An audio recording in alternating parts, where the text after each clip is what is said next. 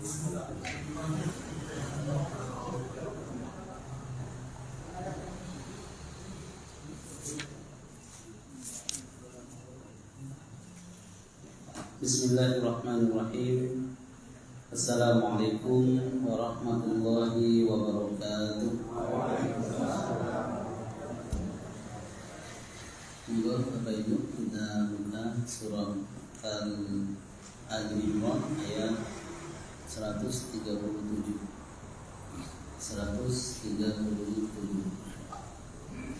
A'udzu billahi minasy syaithanir rajim.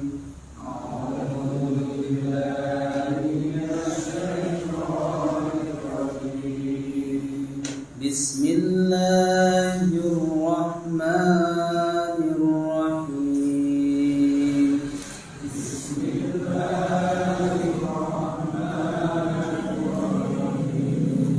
Alhamdulillahi rabbil alamin.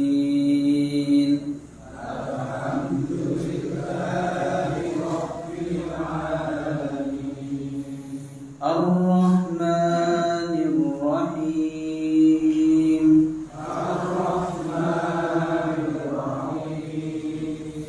Maliki yaumiddin.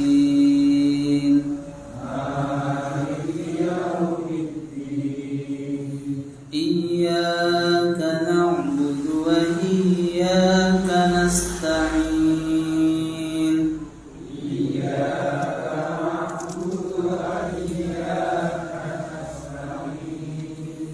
Ihdinas siratal mustaqim.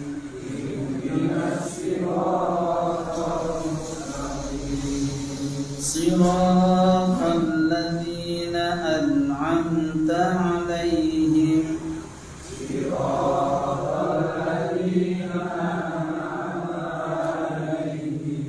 ghairil maghdubi 'alaihim waladdallin.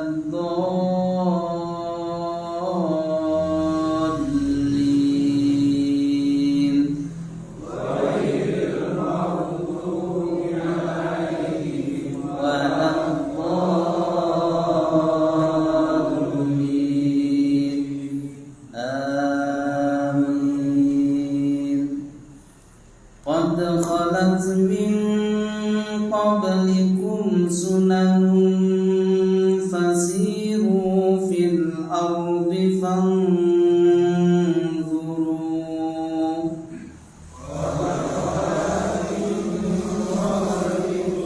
Sunanun fasiru fil ardi fanzuru.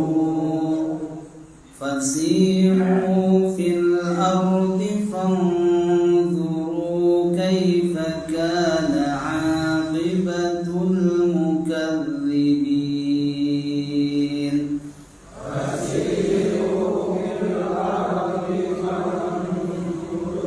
Kaifa kana 'aqibatul mukadzibin.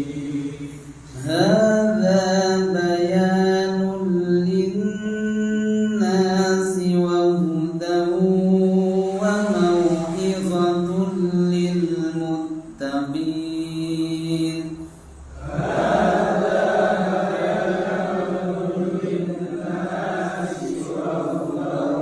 Wa mau'izatun lil muttaqin. Wa la tahinu wa la tahzanu wa antumul a'launa in kuntum mu'minin.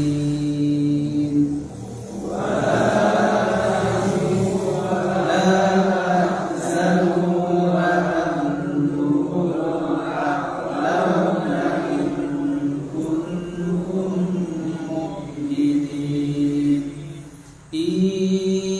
Iyamsaskum qarhun faqad massal qawma qarhun mithluh.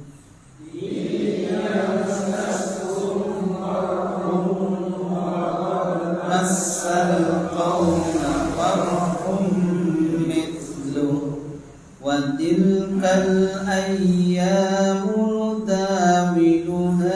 بين الناس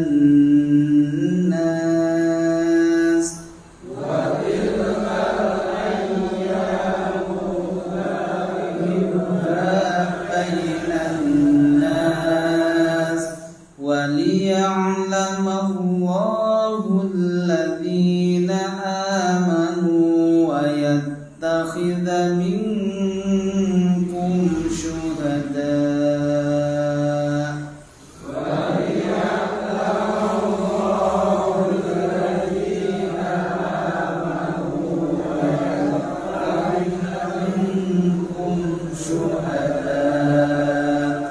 والله لا يحب الظالمين والله لا يحب الظالمين.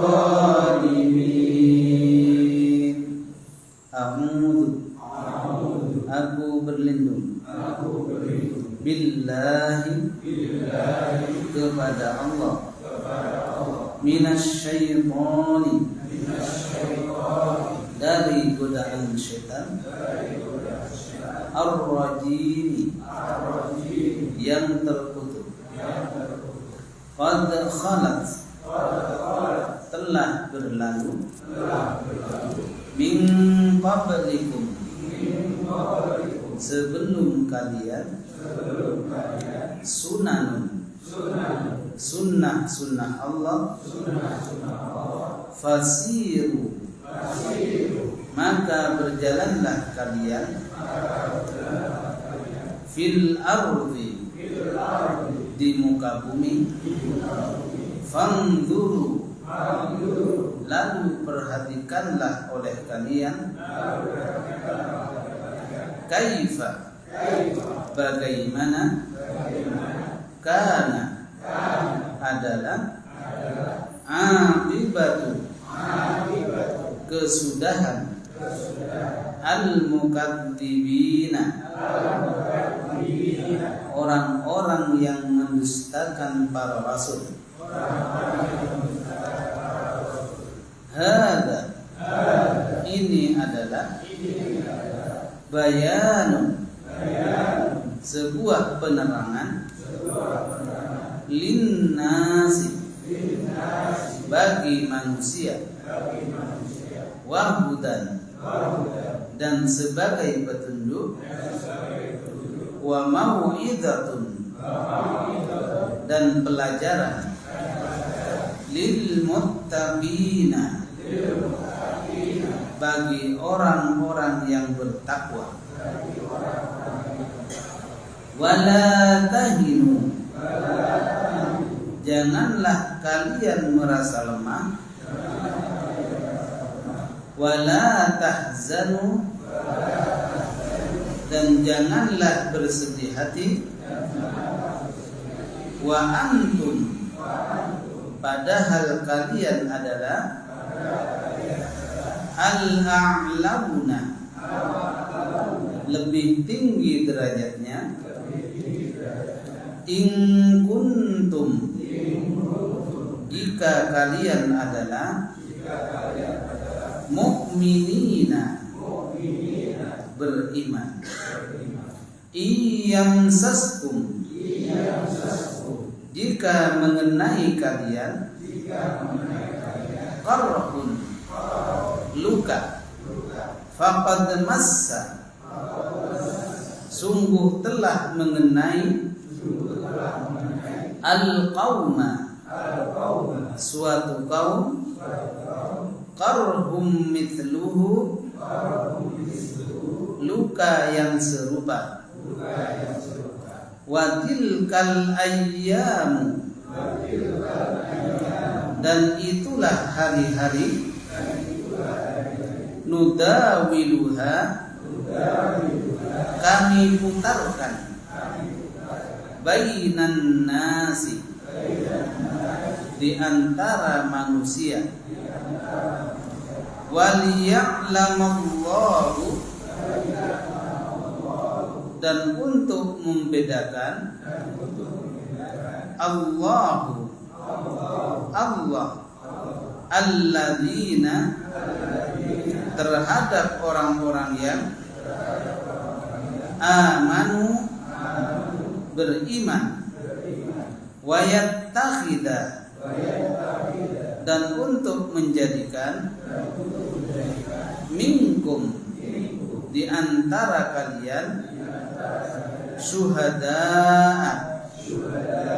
orang yang mati syahid, wallahu dan Allah la yuhibbu tidak menyukai az-zalimina orang-orang yang aniaya. Bismillahirrahmanirrahim. Alhamdulillahirabbil alamin. Hamdan yuwafi ni'amahu wa yukafi mazidah. Ya Rabbana wa lakal hamdu kama yanbaghi li jalali wajhikal azim. Subhanaka la ilma lana illa ma 'allamtana innaka antal alimul hakim. Rabbina billahi rabba wa bil islami dina wa bi Muhammadin sallallahu alaihi wasallam nabiyya wa rasulan. Rabbi shrah li sadri wa yassir li amri wahlul 'uqdatam min lisani yafqahu qawli. Amma ba'du. Yang sama-sama kita hormati para sesepuh, penyesepuh, jemaah pengajian tafsir, para taman masjid, para imam yang tidak bisa disebutkan satu-satu yang semuanya saya hormati dan hormati. Pertama, puji dan syukur kepada Allah Subhanahu wa taala, salawat dan salam kita berikan kepada junjungan Nabi kita Muhammad sallallahu alaihi wasallam. Pertemuan yang lalu kita telah mengetahui bagaimana bahwa orang-orang yang bertakwa itu mempunyai ciri. Yang pertama adalah ciri mereka taat kepada Allah, yang meliputi suka berinfak baik dalam keadaan lapang ataupun sempit, dan mereka juga bisa menahan dahaga marah, dan begitu juga bisa memaafkan orang lain. Dan semua itu kalau mereka lakukan disebut dengan orang-orang muhsin atau ihsan. Kemudian setelah itu juga Allah menjelaskan bahwa orang yang bertakwa itu tidak cukup orang yang taat saja, akan tetapi orang yang pernah melakukan dosa. Akan tetapi setelah melakukan dosa itu mereka sadar dan segera memperbaiki diri dengan cara mereka ingat kepada Allah Subhanahu wa taala. Maka itu bentuk model takwa yang kedua inilah juga tinggi derajatnya di hadapan Allah Subhanahu wa taala, karena mereka melakukan dosa namun setelah itu sadar bahwa itu adalah perbuatan yang keliru, sehingga dia banyak berzikir kepada Allah, ingat dan meminta ampun kepadanya dari dosa-dosa yang dia perbuat. Maka bentuk dosa dan tobat dari mereka adalah kalau mereka orang-orang kafir, maka bentuk tobatnya dia masuk Islam, lalu kemudian dia melakukan kewajiban-kewajiban sebagaimana layaknya orang Islam. Tetapi kalau mereka adalah Islam tetapi melakukan kesalahan, maka bertobatnya kalau adalah bersaingan dengan langsung dengan Allah, maka dia harus menggantinya dan membaca istighfar. Kalau kita dulu sering meninggalkan salat wajib, salat fardu, maka ketika kita ingat sekarang tidak cukup kalau hanya dengan istighfar. Karena untuk membedakan antara dosa yang ada sangkut pautnya dengan kewajiban dan begitu juga yang lainnya. Seperti kita melihat aurat, itu kan dosa. Maka ini dosa seperti ini kita dengan istighfar. Tapi kalau dosa kita meninggalkan salat, maka tidak cukup astagfirullah saya dulu setahun enggak salahnya raiso. Maka harus diqadha, itu menurut jumhur ulama. Begitu juga kalau kita dulu pernah meninggalkan puasa, maka hendaknya diqadha. Begitu juga kalau kita dulu pernah sudah mampu zakat akan tetapi kita tidak mengeluarkannya, maka sekarang hendaknya diqadha zakat tersebut, dan begitu sebaliknya. Kalau ada sangkut pautnya dengan orang, cara tobat kita kalau kita salah, maka hendaknya minta maaf. Kalau bersangkutan dengan masalah hutang, maka kita hendaknya mengembalikan. Kalau memang orang yang kita hutangi itu dia tiada dan tidak ada keluarga yang lain yang ada, Maka para ulama tafsir mengatakan maka boleh kita mensedekahkan sesuai dengan berapa nominal yang kita pinjam. Kita pinjam ke sefulan, kemudian tiba-tiba si fulan itu pergi ke mana gak tahu, rimbanya gak ketemu. Sampai kita mencari anak buahnya dan lain sebagainya gak ada yang tahu. Maka jangan alhamdulillah, tapi tetap kita mengeluarkan sesuai dengan nominal yang kita pinjam dulu. Kemudian kita anukan baik itu ke orang yatim ataupun ke masjid dengan niatkan ini sedekah untuk si fulan yang uangnya saya kembalikan, maka itu sudah lunas. Tetapi kalau diem-diem, nanti di akhirat akan dituntut oleh Allah Subhanahu wa taala. Di mana salah satu yang paling berat adalah ketika kita punya hutang, sampai-sampai Nabi dalam kisahnya bahwasanya beliau tidak mau mensalatkan. Kemudian setelah itu ada orang yang mengajung, saya ya Rasulullah yang akan menanggung. Kemudian barulah Rasulullah untuk mengimaminya. Itu dari saking beratnya. Itu. Makanya orang mati syahid itu dosa-dosanya semua diampuni kecuali satu, hutang. Kalau hutang punya wasiat. Itu saking berat. Maka itu bentuk tobat kita kepada Allah Subhanahu wa taala apabila kita melakukan salah lalu kemudian bertobat. Jadi tobat tidaklah dikatakan hanya ucapan saja, tetapi praktek dalam kehidupan kita. Dengan catatan di sini disebutkan illa walam yusirru. Kemudian tidak kembali kepada perbuatan yang tadi. Wa ala ma fa'alu wa hum ya'lamun, yang mana dia mengetahui itu adalah perkara yang salah. Kalau semuanya itu sudah dilakukan, ulaika jazaohum maghfiratun min rabbihim. Maka bagi mereka balasan dari Allah adalah ampunan, yang mana dua-duanya dapat ampunan. Yang mereka itu dengan ketaatan dapat ampunan dan surga, mereka juga yang dosa kemudian bertobat dapat ampunan dan surga. Semuanya. Yang enggak itu dosa terus dosa enggak bertobat, itu lain. Kemudian Allah melanjutkan wa jannatun tajri min tahtihal anharu khalidina fiha wa ni'ma ajrul 'amilin. Dan itulah balasan yang paling istimewa. Kemudian setelah itu Allah Subhanahu wa taala menjelaskan tentang sunnatullah. Sunnatullah, kalau bahasa kita hukum alam. Hukum alam. Yang mana sunnatullah itu adalah kebiasaan atau apa yang menjadi kewenangan Allah Subhanahu wa taala di muka bumi. Yang mana ketika ada orang melakukan kebaikan, sunnatullahnya itu pasti dibalas dengan kebaikan. Begitu juga akibat yang diperbuat oleh seseorang, maka itu akan kembali kepada dirinya. Itu adalah sunnatullah. Dan begitu juga setiap ada sakit, pasti di situ juga ada yang sembuh. Itu namanya sunnatullah. Dan begitu juga ketika dalam ada kesaksian, dan begitu juga ada kemunduran. Sehingga pantaslah ketika Allah mengingatkan bahwasanya Zawatilkal ayyamu nudawiluha bainan nas. Maka sesungguhnya pada hari-hari ini, hari-hari itu maksudnya hari-hari ketika dulu sejarah ada, maka Allah Subhanahu wa taala memutar sebagaimana roda, yang mana saat sekarang ini masih bahagia, nanti akan dosa. Akan sedih. Maka inilah yang disebut dengan sunnatullah. Sehingga Allah Subhanahu wa taala menjelaskan di dalam ayat ini sunnatullah itu sebagai hiburan bagi orang-orang yang pada saat perang Uhud beliau kalah, akan tetapi dihibur oleh Allah Subhanahu wa taala, disebut dengan tasbih.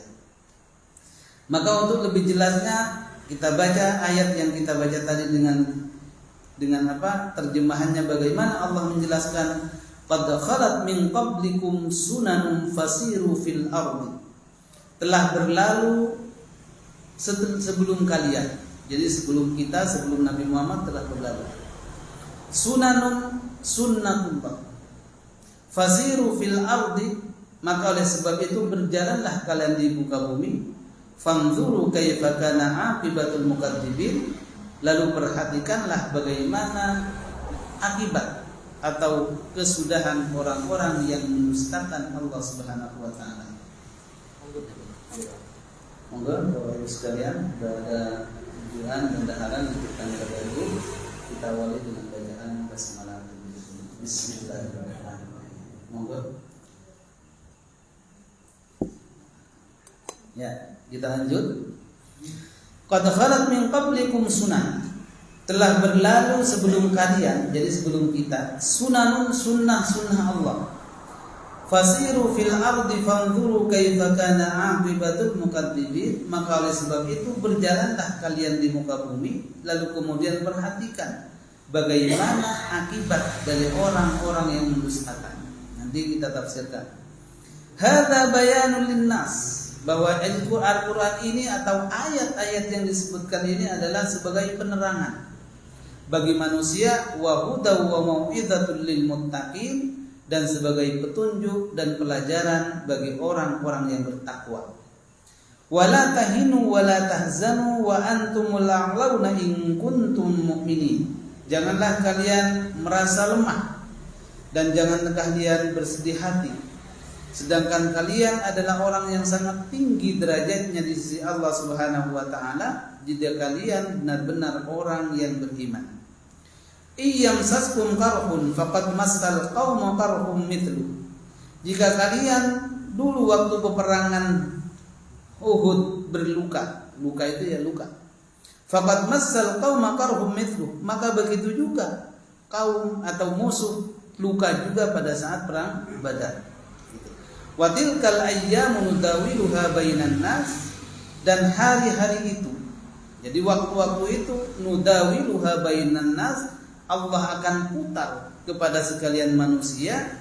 Waliya'lamallahu alladzina amanu wa yattakhidha minkum syuhada, agar supaya Allah membedakan antara orang-orang yang beriman dan orang-orang kafir, dan juga menjadikan sebagian dari kaum muslimin itu dia mendapatkan gelar syahid.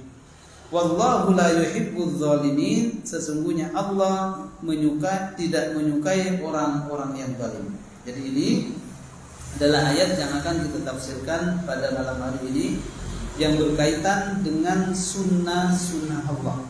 Jadi sunnah Allah. Pertama, Allah berfirman, qad khalat min qablikum, sungguh telah berlalu sebelum kalian. Jadi khalat itu, kalau qad itu artinya sungguh, telah. Qad kalau masuk kepada kata kerja bentuk lampau itu bermakna telah. Seperti qad qamatis shalah, telah ditegakkan salat, begitu kan? Tetapi kalau dia masuk kepada kata kerja sekarang atau yang akan datang, dia bermakna kadang-kadang. Nah, itulah bahasa Arab. Sama-sama qad tetapi hanya beda kata kerja berubah makna. Seperti di sini kata khalat berarti telah berlalu. Jadi karena masuk kepada fi'il madhi. Tetapi qad itu bisa bermakna kadang-kadang apabila masuk kepada kata kerja bentuk sekarang atau yang akan datang, atau disebut dengan kata kerja fi'il mudhari. Seperti qad yaqumu, kadang-kadang dia berdiri. Itu ya, itu bedanya. Sehingga di sini terjemahannya qad khalat, telah berlalu, karena ada qad. Telah berlalu min qablikum, orang-orang sebelum kalian. Jadi sebelum Nabi Muhammad, sebelum kita semua sudah berlalu sunan. Apa yang berlalu itu sunan. Sunan itu bukan sunan Kalijaga. Jadi kadang-kadang kita sunan itu kan sering kita di dalam hadis itu ada sunan Abu Dawud, gitu. Ada sunan Ibnu Majah, ada sunan apa? Kemudian At-Tirmidzi. Apa yang dimaksud sunan kira-kira apa itu? Nah, itu bukan sunan bonang, bukan. Tapi yang dimaksud sunan di sini adalah jamak dari sunnah. Sunnah itu sunnat, itu hadis, sunnah. Ya tak? Berarti sunnah itu satu, kalau sunan itu banyak. Berarti sunan berarti sunnah. Artinya kalau sunan Abu Dawud berarti hadis-hadis atau sunnah-sunnah yang dikumpulkan oleh Abu Dawud. Bukan sunan bonang, beda. Itu jamak daripada sunnah.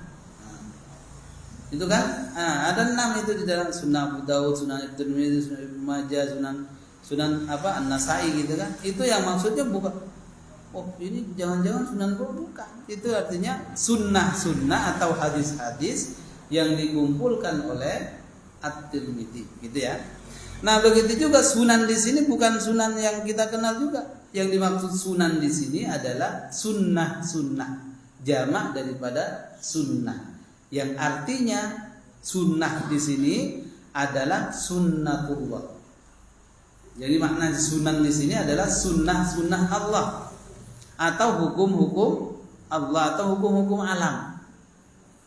Ini berkaitan dengan setiap ada kausalitas ya. Ya. Setiap ada sebab ada sebab itu ada akibat. Nah gitu. Oleh sebab itulah Allah Subhanahu wa taala berarti terjemahannya maksudnya qad khalat min qablikum sunnah, telah berlalu sunnatullah sebelum kalian. Gitu. Artinya yang dimaksud sunnatullah di sini adalah al-waqa'i fil umam al-muqaddar. Tapi yang dimaksud menurut ini ya.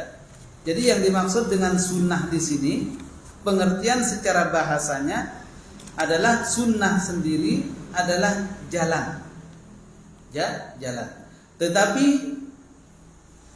terjemahan yang lain sunnah itu disebut yang artinya al-amthal al-muttaba, contoh-contoh yang diikuti. Itu namanya sunnah. Jadi sunnah. Contoh-contoh yang diikuti. Contohnya kalau kita melakukan kebaikan dulu berarti kita nyontoh orang yang baik dulu. Itu namanya sunnah.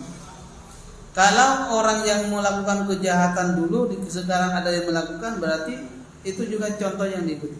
Itu namanya sunnah. Akan tetapi yang dimaksud dari sunan di sini adalah waqai' fil umam al-mukadziba, yaitu kejadian umat-umat yang mereka itu mendustakan nabi-nabi. Jadi nyambung ya. Berarti sudah berlalu sebelum kalian, yaitu bagaimana akibat dari orang-orang yang mendustakan para nabinya. Nah, begitu. Jadi telah berlalu hukuman-hukuman bagi mereka yang melanggar perintah Allah, yang melanggar ajaran Allah, yang melanggar perintah Nabi dan seterusnya. Itulah yang dimaksud. Bisa dipahami nggak? Ya. Contoh kecilnya yang dimaksud dengan sunan di sini adalah bagaimana akibat dari orang-orang yang mendustakan. Seperti dulu sebelum ada Fir'aun ada namanya Namrud. Ada namanya Namrud. Namrud itu jadi sunnatullahnya apa di situ? Setiap orang yang dia berani kafir atau mendurhakai Allah Subhanahu wa taala, maka akibatnya dia disiksa oleh Allah. Maka itu namanya sunnatullah. Jadi sunan qablahu itu berarti itu. Sebelum kita kan banyak Fir'aun. Siapa lagi? Terus Namrud. Siapa lagi? Haman, Abu Jahal, Abu Lahab, itu semuanya mana? Sunnah-sunnah atau nyata bahwa dia melakukan kejahatan akan dibalas dengan kejahatan juga oleh Allah Subhanahu wa taala. Itulah sunnah. Jadi makanya sama-sama sunnah. Mendingan sunnah yang kita ikuti adalah sunnah yang baik. Seperti contohnya sunnahnya Abu Bakar. Sunnah itu artinya hukum-hukum yang dilakukan, kebaikan. Seperti dia penyantun, berarti kita kalau ikut dengan mereka berarti. Maka inilah yang disebut dengan sunnah. Nah, artinya telah berlalu sebelum kalian bahwa apa yang didapatkan oleh orang-orang sebelum dulu mereka itu melakukan kejahatan oleh Allah Subhanahu wa taala dibalas dengan tidak baik. Maka oleh sebab itu mungkin model namanya berbeda, akan tetapi sifat yang sekarang itu ada. Kalau dulu namanya Fir'aun, sehingga Fir'aun ditenggelamkan gitu kan. Seperti juga Namrud. Namrud itu orang yang mengaku Tuhan. Jadi kalau Namrud musuhnya Nabi Ibrahim. Kalau Fir'aun musuhnya Musa. Itu kan. Jadi bagaimana akibat mereka sudah jelas dulu. bahwa akibat dari mereka melakukan kekufuran disiksa oleh Allah Subhanahu wa taala. Itu Namrud. Sehingga Namrud itu usianya panjang tetapi disiksa ratusan tahun. Hanya gara-gara hewan masuk. Raiso turu tadi. Itu namanya sunnah. Sunnah Allah Subhanahu wa taala yang sudah ada. Maka dari itulah oleh Allah Subhanahu wa taala dijelaskan, kalau memang kalian masih belum percaya, fasiru fil ardi, maka hendaklah kalian berjalan. Siru itu artinya berjalan. Fil ardi di muka bumi, fanzuru kaifa kana aqibatul mukadzibin. Dan perhatikanlah bagaimana kesudahan orang-orang yang mendustakan Allah dan Rasulnya. Jadi kalau memang kita tidak tahu, dengan membaca kita dapat informasi bahwa siksa kubur itu ada, bahwa orang yang jatuh itu nanti diadab, atau bahkan kita membaca kalau orang itu nanti maaf kalau tidak menyelesaikan dalam buang air kecil nanti diadab di kubur. Kalau memang kita belum percaya pada itu, maka kata Allah Subhanahu wa taala fasiru fil ardi, maka berjalanlah di muka bumi. Artinya tidak cukup dengan baca, tidak cukup dengan mendengarkan, tetapi langsung nampak lihat tempat-tempat di mana di situ Allah Subhanahu wa taala menyiksa orang. Contohnya, yang dimaksud di sini fasiru fil ardi, berjalanlah ke suatu tempat. Dia mau ke bumi. Coba, kalau kita pengen langsung bagaimana adab Allah kepada Fir'aun, silahkan ke Mesir. Kemudian nanti masuk ke bumi. Makanya Fir'aun itu sekarang, ya, dulu waktu hidup menyusahkan orang, sekarang udah mati juga menyusahkan orang. Apa? Sebabnya kalau mau naik ke tempat dia, ke muminya itu bayarnya larang. Kan bikin orang kesel juga. Mati susah, hidup juga apalagi. Itu Fir'aun. Sehingga untuk melihat, jadi beda ketika kita mendengar cerita Fir'aun itu diadab oleh Allah, ditenggelamkan di Laut Merah. Hanya cerita saja kan belum mantap. Tapi coba kita berjalan ke Laut Merah sana di Mesir, terusan Suez, atau kita langsung datang ke Mimo yang itu ada dekat Sungai Nil, maka kita akan mengetahui ternyata oh ini orangnya yang paling jahat dulu, gitu kan? Ini jelas. Sekarang sudah tinggal keringnya, dulu padahal sombongin luar biasa. Sekarang tinggal kering, tidak lagi panjang, kering gitu aja. Itu kan bedanya. Begitu juga kebaikan, bagaimana untuk mengkebaikan orang. Coba untuk mengkebaikan kebaikan itu coba datanglah ke Madinah. Betapa mulianya Umar, betapa mulianya Abu Bakar. Itu adalah contoh kebaikan. Jadi beda kita hanya mendengar Mekah Ka'bah itu luar biasa, cerita tok. Beda dengan kita langsung salat di depannya. Itu kan langsung berbeda. Nah, begitu juga tentang masalah ancaman bagi orang-orang yang mendustakan Allah Subhanahu wa taala, termasuk raja-raja dulu, maka di sinilah suruh datang. Kalau pengen kita mengetahui bagaimana Ashabul Kahfi, datanglah juga ke Yordania, akan melihat bagaimana kekuasaan Allah Subhanahu wa taala. Itulah maksud daripada fasiru fil ardi. Kalau kita masih ragu kepada perkara-perkara dengan sunnatullah, kalau orang salah dibalas salah, itu coba lihatlah tempat-tempat di mana Allah Subhanahu wa taala mengadab mereka. Itu akan beda. Coba kita berlayar di sungai di Laut Merah. Kemudian di situ diceritakan bahwa di tempat inilah Fir'aun ditenggelamkan. Itu kan lebih takut daripada hanya ceritanya. Maka itulah perintah fasiru fil ardi fanzuru kaifa kana aqibatul mukadzibin. Sebab lantaslah ketika Allah Subhanahu wa taala di dalam surat Yunus berfirman kepada Fir'aun yang jatuh, fal yauma nunajjika bi badanika litakuna liman khalfaka ayat. Jadi kata Allah, sesungguhnya aku sekarang engkau akan selamatkan jasadmu wahai Fir'aun untuk menjadi pelajaran bagi umat-umat setelahnya. Jadi satu-satunya yang tidak terhanyut dengan adanya laut itu Fir'aun. Yang lainnya mutar kabeh itu. Ya. Haman tangan kanannya itu, kemudian yang semuanya. Tapi Fir'aun dihidupkan, artinya jasadnya itu masih didamparkan. Maka sombongnya Fir'aun itu mau mati aja masih sombong. Kalau begitu aku beriman, enggak bilang aku beriman kepada Allah, enggak. Apa katanya? Kalau begitu aku beriman kepada Tuhan yang Musa dan Harun. Takut sekali menyebutkan Allah. Maka oleh Allah Subhanahu wa taala didamparkan, lalu kemudian dijadikanlah mumi sekarang. Jadi itu sebenarnya sudah ada di dalam Al-Qur'an. Bukan karena kecanggihan orang Mesir, lalu kemudian bukan, itu memang Allah di dalam surat Yunus 95 itu, coba itu cek. Di mana Allah Subhanahu wa taala sudah berjanji dari kejahatan Firaun itu, maka akan aku selamatkan jasadmu agar supaya mereka yang datang kemudian itu menyaksikan bagaimana bentuk orang yang paling jahat di dunia. Ya kan? Maka itulah. Sehingga makna daripada fasiru fil ardi itu kita suruh jalan. Kalau gak cukup dengan membaca, gak cukup dengan informasi di TV, jalan langsung ke tempat yang kejadian. Itu akan lebih, ya, gitu kan? Itu bagaimana Fir'aun, kemudian juga begitu juga jalan. Ketika kita jalan, bagaimana akibat dari orang yang kaya yang tidak mau tahu, bahwa itu disebut dengan Qarun. Itu Mesir. Jadi itulah gambarannya. Jadi Allah menyebutkan fasiru fil ardi itu untuk menggambarkan kalau kita memang belum yakin bahwa orang yang jahat itu akan diadab oleh Allah, silahkan jalan ke tempat-tempat di mana di situ Allah sudah membuktikannya.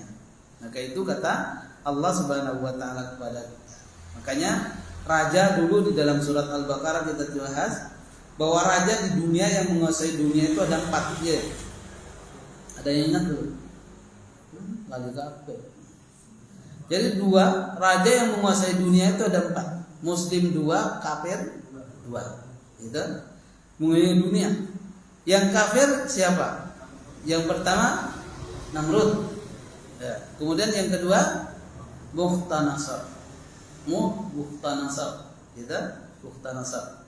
Jadi Namrud dan Bukhtanasar itu menguasai dunia, akan tetapi dia kafir. Sementara yang Islam 2. Yang pertama adalah Dzulqarnain, yang kedua Nabi Sulaiman. Itu raja yang bisa menguasai dunia. Sehingga Dzulqarnain pun juga demikian. Tapi untuk pembahasan Dzulqarnain itu nanti surat Al-Kahfi, mungkin 2 tahun lagi ya. Ya surat Al-Kahfi kan ada akhir itu. Itu akan bagaimana dikupas raja, insyaallah ya betul. Ini kan tanpa terasa kita udah 5 tahun deh. Mulai dari sejak 2015. Nih, yang undang saya Pak Haji dulu, atuh kan. Piungan. Jadi tampil berjalan dengan tanya. Syaratnya pengajian itu langgeng. Yang pertama ustadznya sakit-sakitan ya, itu. Kemudian jangan. Nah, itu kalau sakit-sakitan nah, itu. Ini gambaran bahwa sunnatullah itu adalah diberikan sudah pasti. Jadi orang yang berbuat jahat akan dibalas jahat, orang yang baik dibalas baik, itu namanya sunnatullah. Itu namanya.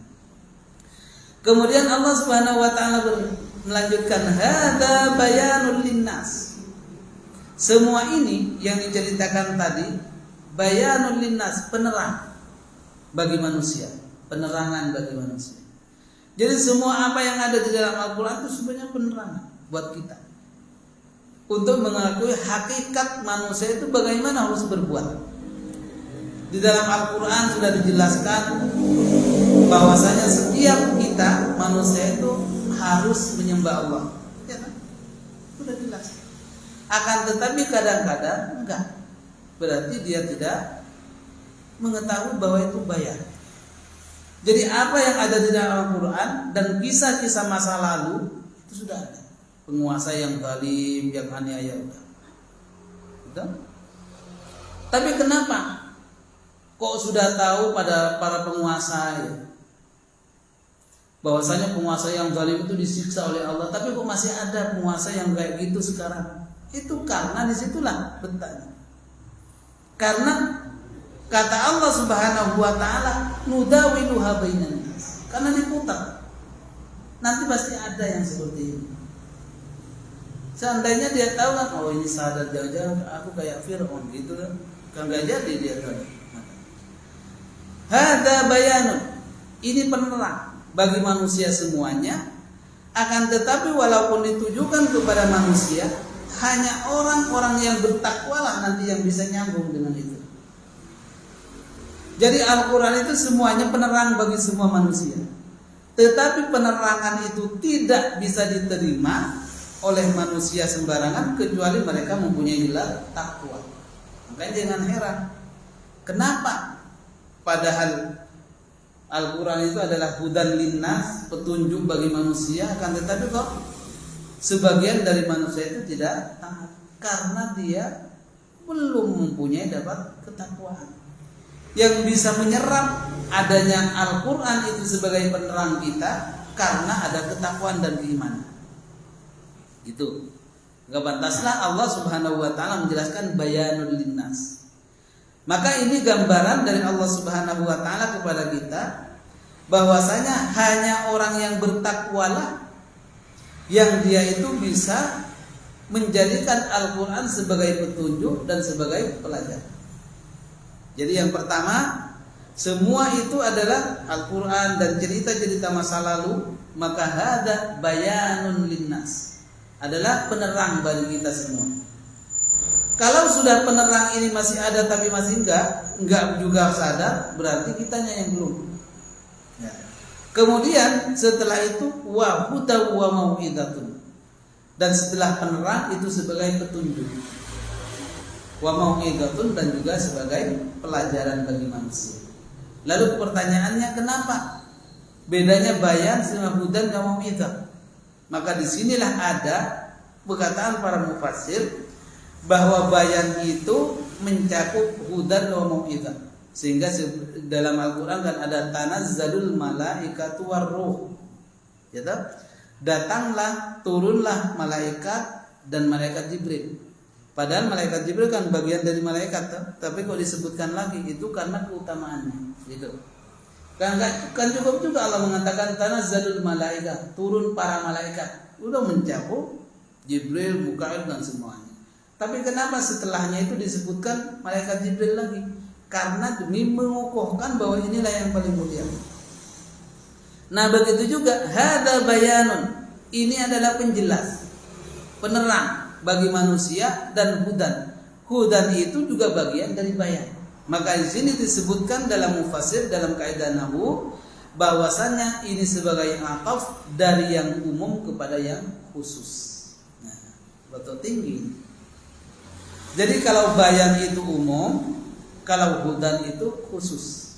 Ya. Jadi di bayan itu sendiri sudah ada petunjuk, bayan sendiri sudah ada pelajaran. Itu maksudnya. Sehingga kenapa di sini hudan wa mau'idatan hanya cukup dimasukkan lagi?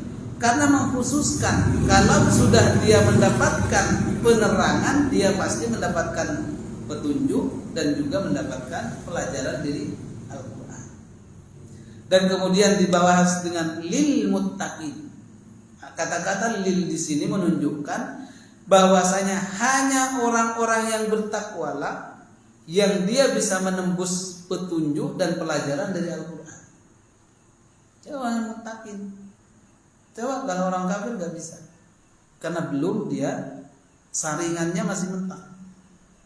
Karena di sini disebutkan kalau orang-orang beriman itu ketika mendapatkan mau'idah seperti ini, dia akan masuk, maaf kalau istilah kita, masuk dari telinga kanan keluar dari kiri. Itu paling enggak. Tapi kalau orang kafir dari kanan balik ke kanan mana? Mental gitu juga udah temboknya. Nah, itu. Tapi kalau lewat kan mampir dikit, kau parwahnya yang mampir. Itulah bedanya. Sehingga akan mental. Nah, maka ini penjelasan tentang masalah sunnatullah. Kemudian yang berikutnya, wala tahinu wala tahzanu. Janganlah kalian merasa lemah atau tidak kuat. Wala tahzanu, dan merasa sedih. Wa antumul a'launa in kuntum mu'minin. Sedangkan kalian itu adalah orang yang tinggi derajatnya apabila kalian orang-orang yang beriman. Jadi ini tujuannya kemana? bahwa janganlah merasa lemah. Ini tujuannya kepada orang kaum muslimin pada saat perang Uhud. Saat perang Uhud kan mereka secara zahir kalah karena terbunuh 70 orang termasuk di dalamnya Hamzah. Kemudian tertawan juga, luka-luka juga banyak. Makanya di sini ada yang luka-luka juga kan. Ini menunjukkan bahwasanya ini hiburan dari Allah Subhanahu wa taala kepada kaum muslimin. Diibaratkan kita kepada anak, kalau anak kita luka, kira-kira kita menghibur apa? Mengancam atau menakut-nakuti. Kita kan menghibur. Luka di sini, oh enggak itu jauh, gitu kan? Itu sembuh. Tidak langsung mengatakan luka, awas loh ini 2 hari lagi. Bukan gitu kan? Nah begitu juga Allah melihat mereka luka, kekalahan dan lain sebagainya, bukan langsung dari sholat. Enggak. Apa kata Allah Subhanahu wa taala? Janganlah kalian merasa lemah, karena sesungguhnya orang yang lemah itu bukan sifat orang muslimin katanya. Wala tahzanu, dan juga janganlah kalian merasa sedih. Karena kenapa? Wa antumul a'launa in kuntum mu'minin.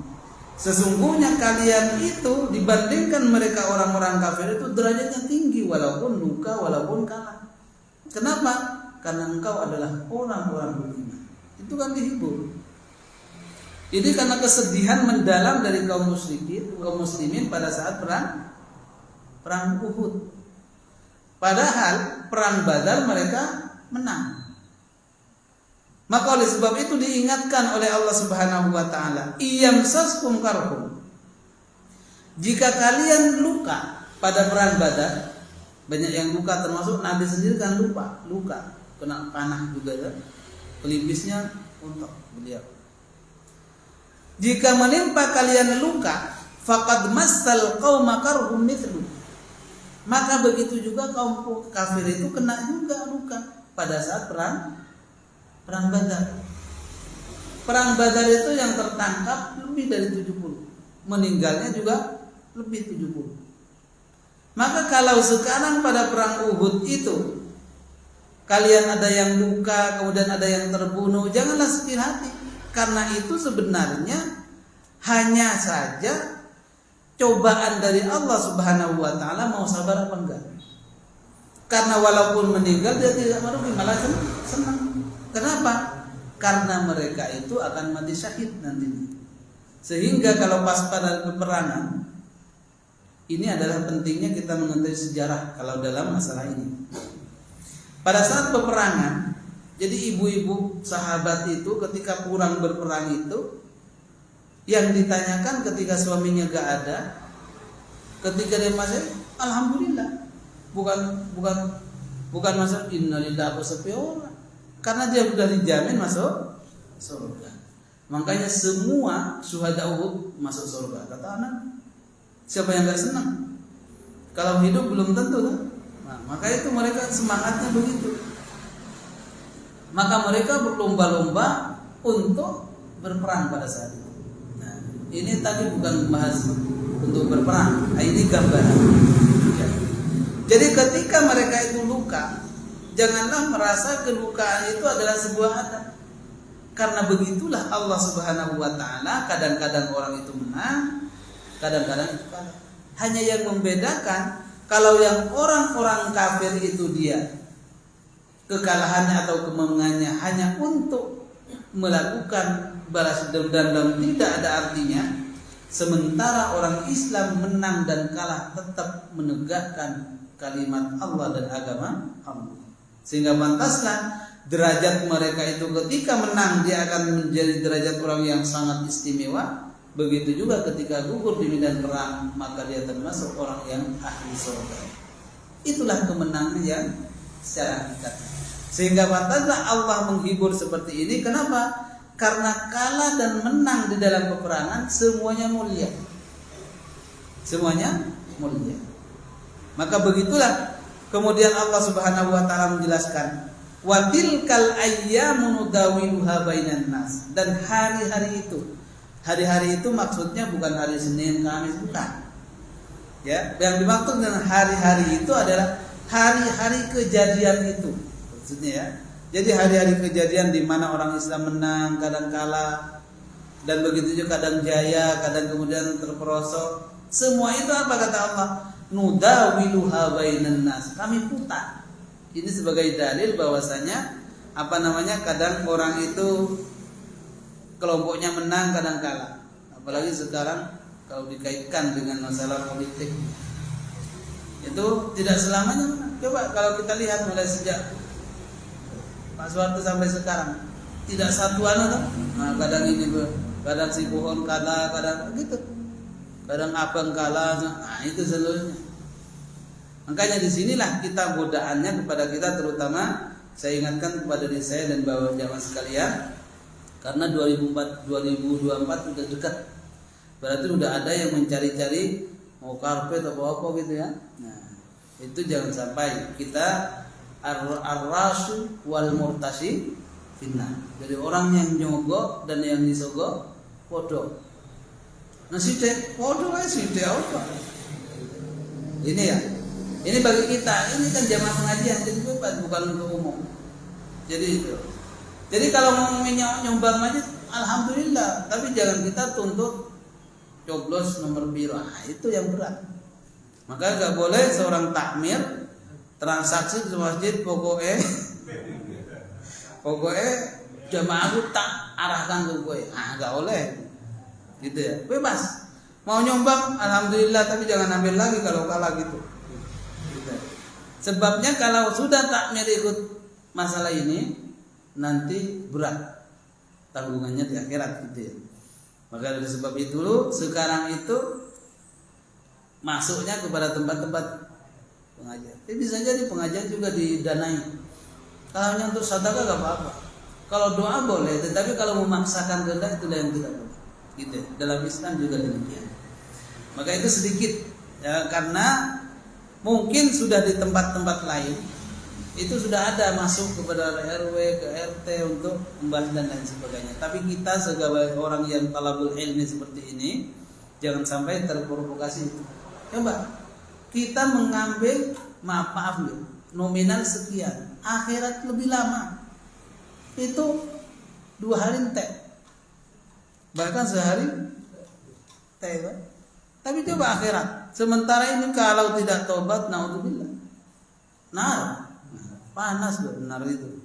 Maka inilah gambaran. Jadi jangan sampai kita sebagai talabul ilmi lalu menjadi sponsor, mengumumkan di masjid mana. Pokoknya semua yang sholat di sini harus, oleh itu adalah dosa besar nantinya gitu ya.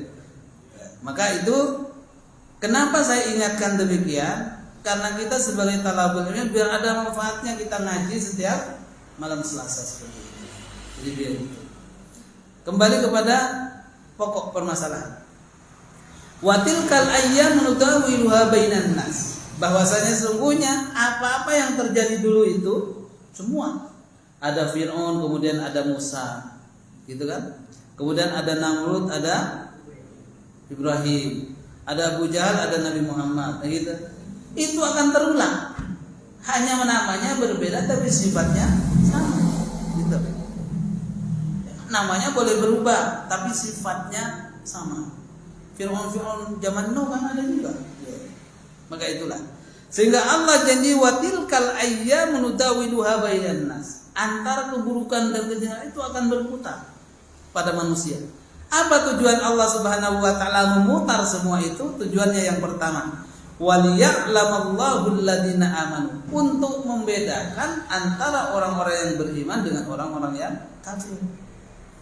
Kalau sudah dia terlena dengan adanya hari seperti itu, maka berarti dia tidak kuat iman. Itu yang pertama. Agar supaya untuk membedakan. Kemudian yang kedua, wayattakhidha minkum syuhada, agar supaya memilih dari kalian itu siapakah yang derajatnya sama dengan orang yang mati syahid. Subhanallah. Kemudian ditutup dengan firman Allah, wallahu la yuhibbuz zalimin, dan Allah tidak menyukai adalah orang-orang yang aniaya. Maka ini adalah sunnatullah. Jadi dalam hal ini ada 2 sunnatullah. Yang paling dekat, yang pertama adalah setiap orang yang melakukan kejelekan akan dibahas oleh Allah Subhanahu wa taala dengan kejelekan. Jadi begitulah gambaran sunnah. Dan yang kedua, adanya kesengsaraan dan juga adanya kesuksesan itu semua diputar oleh Allah. Itu sunnatullah juga. Kadang hitam, kadang putih gitu diputar. Itulah dalilnya watilkal ayyam nudawiluha bainan nas. Ini sebagai dalil bagi orang-orang yang diroto sengsara situ, dalilnya ini. Watilkal ayyam nudawiluha bainan nas. Sesungguhnya Allah akan memutar. Jadi mungkin bisa jadi sekarang ini kita sengsara, akan tetapi besok bahkan di akhirat akan sempurna. Itulah dari Allah Subhanahu wa taala. Itu yang bab sekarang ini adalah bab sunnatullah atau hukum ketetapan Allah yang akan ada di muka bumi ini. Begitu. Mungkin ini dulu yang dapat kita bahas. Insya Allah kita sambung lagi pada minggu yang akan datang. Mudah-mudahan diberikan kesehatan oleh Allah Subhanahu wa taala. Amin ya rabbal alamin. Kemarin itu ada yang pesen Quran tapi saya lupa orangnya. Saya bawakan. Oh, ngapunten Pak. Itu. Jadi buat ngaji kan persis sama itu. Jadi kemarin sudah tak carikan tapi saya lupa. Ya, insyaallah. Gitu kan? Insyaallah kita sambung. Mudah-mudahan semuanya diberi kesehatan. Kita akhiri dengan bacaan doa kafaratul majlis. Subhanakallahumma wa bihamdika asyhadu an la ilaha illa anta astaghfiruka wa atubu ilaik. Terima kasih. Wassalamualaikum warahmatullahi wabarakatuh.